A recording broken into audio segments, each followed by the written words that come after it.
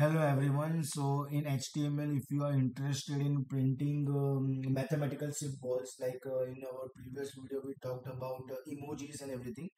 So mathematical symbols are also possible. So here is the code actually ampersand hashtag. It is the decimal number actually.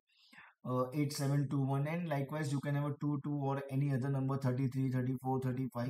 Okay, we'll check some 3 4 random number output. So first of all, for example, it is 8721, control S. Okay, and we'll quickly, okay, it is showing this kind of mathematical symbols because display is this thing only what we are writing.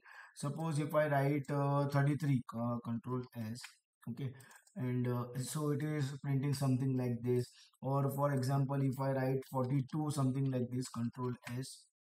Okay, so it is printing something like this. So like in Google also, like in w3schools.com, you will find that full table also of this code and its with symbol and everything you will get.